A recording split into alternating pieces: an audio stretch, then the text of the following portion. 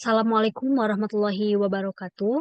Pada pertemuan kali ini saya akan menjelaskan mengenai materi sesi 14 tentang akuntansi manajemen lingkungan. Mata kuliah akuntansi manajemen dengan dosen pengampu Dr. Gusdian Juanda. Sebelumnya, perkenalkan nama saya Rifani Septi Anggari dari kelas MN21E dengan NIM 2021008008. Untuk mempersingkat waktu, akan saya paparkan. Yang pertama ada pendahuluan. Isu mengenai lingkungan secara global mendorong peningkatan biaya kepatuhan atau peraturan dan kebutuhan akan kinerja lingkungan perusahaan yang telah menjadi nilai kompetitif suatu perusahaan. Ekoefisien menyeratkan bahwa pengurangan biaya dapat dicapai dengan meningkatkan kinerja lingkungan. Ekoefisien menekankan pada pentingnya mendefinisikan, mengukur, dan melaporkan biaya lingkungan. Biaya lingkungan adalah biaya yang muncul karena kualitas lingkungan yang buruk atau karena ada kemungkinan terjadinya kualitas lingkungan yang buruk. Biaya lingkungan terdiri dari biaya-biaya pencegahan, deteksi, kegagalan internal, dan kegagalan eksternal. Untuk lanjutannya, pada biaya kegagalan eksternal terbagi menjadi biaya yang direalisasikan dan biaya yang tidak direalisasi. Biaya yang direalisasi merupakan biaya eksternal dan dibayar oleh perusahaan.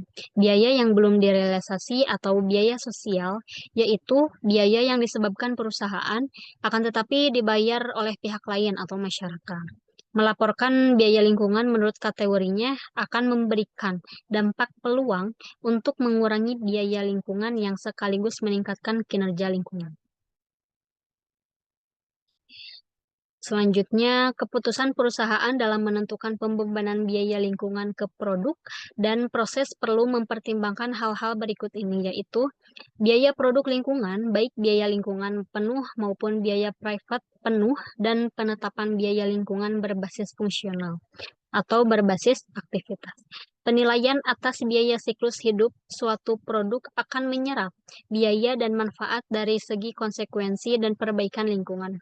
Penilaian biaya siklus hidup menjadi bagian mendasar dari penilaian siklus hidup. Siklus hidup produk menggabungkan sudut pandang pemasok, produsen, dan pelanggan yang terdiri dari 4 tahapan, yaitu 1. Ekstraksi sumber daya, yang kedua pembuatan produk, yang ketiga penggunaan produk, yang keempat daur ulang dan pembuangan.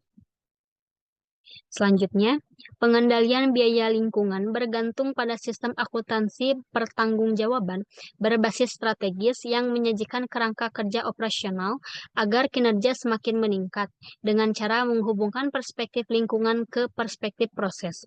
Menjadi penting bagi perusahaan mengetahui akar penyebab aktivitas lingkungan untuk setiap perubahan desain proses yang diperlukan, sehingga meningkatkan kinerja lingkungan.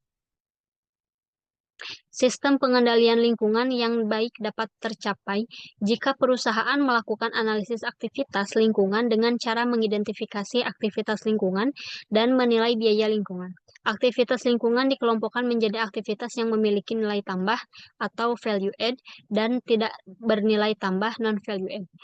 Keputusan ekofisien yang diambil perusahaan akan mengurangi total biaya lingkungan sekaligus meningkatkan kinerja lingkungan perusahaan. Baik, mungkin hanya itu saja yang dapat saya sampaikan. Selebihnya saya mohon maaf. Wabillahi taufik wal hidayah. Wassalamualaikum warahmatullahi wabarakatuh.